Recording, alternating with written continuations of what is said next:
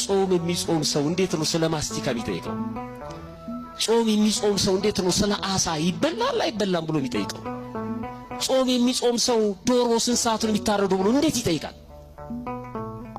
ለምን እንደሚጾም ካወቀው እንዴት ይጠይቃል? ይሄን ይኸውላችሁ የሥጋ ጾም ስለሆነ ምን ጾመው ጾሙ ሲያዝ ቅበላ ያጣለና ሲፈታ ፋሲካ ያጣለና ሰው አሁን ቅበላ ላይ እንደተረባረበው ልክ ሲፈታም እዛው ላይ ነው ከ55 ቀን በኋላ ያው ነው አልተቀየረም።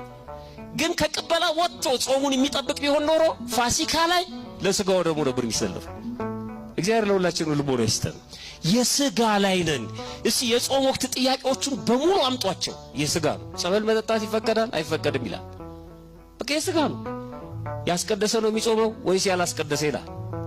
ከሥጋ ጋር ነው ግንኙነቱ ማለት። ሥጋ ማለት የሚበላውን ያልኳቸው አይደለም። ከሥጋዊ ኑሮ ከሥጋዊ ሕይወት ጋር ሁሉ ነገር ከሱ ጋር ነው። አሳ ይበላል አይበላም? አሁን አሳ ለነፍሷ ምኑ ነው? ምኗ ነው ለነፍስ? ምንም።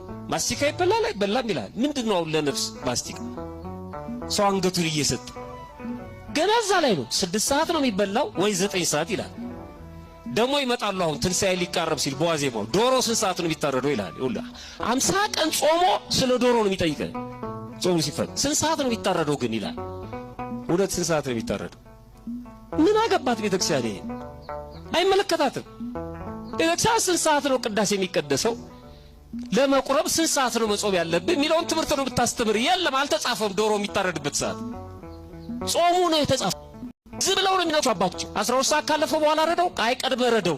እናንተ ክፎች ስለሆናችሁ ነው እንዳትጣሏቸው። የሚጾም ሰው እሱን መቼ ያስበዋል? ጾሞ ሥጋው ደግሞ የሚቀበል ሰው ዶሮ እንዴት ያስባል? እንዳያስበው በፍጹም አያስበው። አንድ አባት ነበረ፣ ብቃት ደረጃ ላይ ደርሷል። ገዳም ውስጥ እየኖረ ነው እና ሁሉ ጊዜ የሚጠይቀው ጥያቄ አለ። ረዱን ነው የሚጠይቀው የረዳቱ። ሰዎች ግን ለምንድን ነው የሚጣሉት ይላል። ገርሞት ሲጨቃጨቁ ሲጣሉ ሰው ሰማያዊ ሀብት ሰማያዊ ሕይወት እያለው ሰማያዊ አባት እያለው በምድር ውስጥ ባለ ነገር ቶሎ ሊሄድ ይላል እንጂ እንዴት ይጨቃጨቃል? በጣም ይገርመዋል። እንዴት ነው የሚጣሉት እንዴ? ስለ ጸብ ምንም አታውቅም ይለዋል ረዱ። ኧረ እኔ ምንም አላውቅም። ሰው እንዴት ነው የሚጣሉ? ቆይ አንድ ምሳሌ ላሳይ ይለዋል ሊያስረዳው። ይኸውልህ ሰው እንግዲህ ጸብ ሲጀመር አለው ረዱ እኮ ነው ስለ ጸብ ሊያስተምረው ይፈልጋል። መጽሐፉን አነሳና አሁን ይሄ መጽሐፍ የማን ነው አለው። የኔ ነው አለ ያባት። አዎ አሁን እኔ የኔ ነው ብዬ እከራከራለሁ ካንተ ጋር።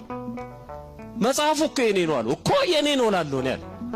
እኔ የኔ ነው ስል አንተም የኔ ነው በላል። ከዛ የኔ ነው አለ ያባት። የኔ ነው አለ። የኔ ነው